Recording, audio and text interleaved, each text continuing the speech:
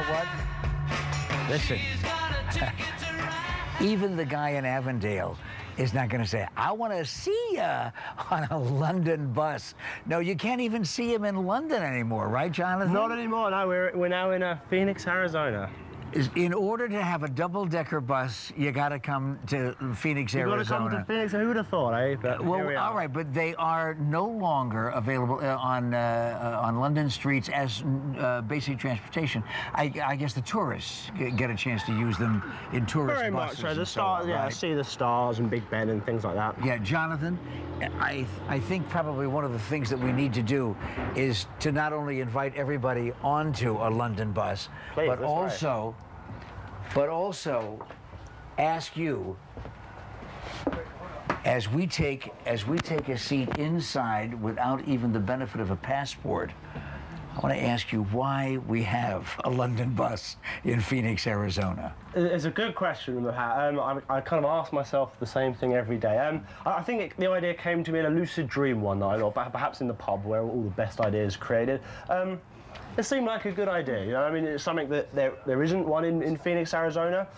We thought, why not? Why not? Oh, you were in Phoenix when you decided to ask for a London bus? I was. I'd been here about a year and a half, and I'd been here for about 6 months. And me and my flatmate, my business partner, we were sort of coming up with get-rich-quick schemes. What can we do? What isn't there in the market at the moment? We thought, a double-decker bus. So that started us on the hunt for a double-decker bus. All right, so now you have one, and it came by way of Liverpool. Took how long to get here? About 6 months. I mean, it was a 7,000-mile journey, and it was an emotional roller coaster of experience. See, you should have put it on a boat, because that's why it took so long. You can't roll one of these things across the ocean. Why did it take 6 months, for crying out loud, to get from England to America? Well, I mean, the shipping across the Atlantic took almost a month, and then through the Panama Canal into Los Angeles down to San Diego. We were plagued with mechanical disasters. I mean, coming out of the huge mountains outside of San Diego. Anyway, it made it here now. I mean, it was an emotional journey, and well, listen, I'm glad you're here. I'm glad the bus is here. A picture of the Queen here. We've got all of the accoutrements of being in London and enjoying transportation. But of course, that brings up a necessary question. Why? Why do you have a London bus here? I mean, wouldn't it have been enough just to simply go out and get a small British car, like one of those mini Cooper things? Huh? All right, but what are you saying that this is a fundraiser? This is one of your entrepreneurial ventures. Very much so. I mean, yeah, it's the only double-decker bus in Arizona. I think we make it available for weddings and birthdays.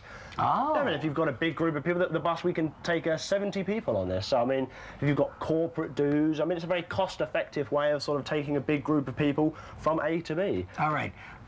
When A meets B, however, on the bus, you call it double-decker dating. Double-decker dating, why not? I mean, yeah, there's a huge array of options out there for single people to meet people. We thought, why not one more? Double-decker dating. And what does that consist of? It's essentially a speed dating activity on a bus. I mean, we start at the Rose and Crown pub. I don't know if you've been there, Pat. It's absolutely. In Heritage Square in Phoenix. We start there every Wednesday at 7 o'clock. We sort of have an icebreaker session there, maybe a pint of Guinness or something to sort of loosen people up.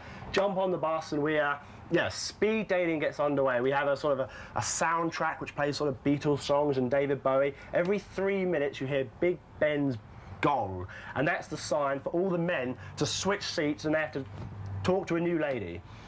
And if it's successful, what a great story that is then for you to tell the kids later on. And that is that you met Mom during speed dating on a double-decker bus, not in London, but in Phoenix, Arizona. How much does that cost, by the way? It's $30 a person.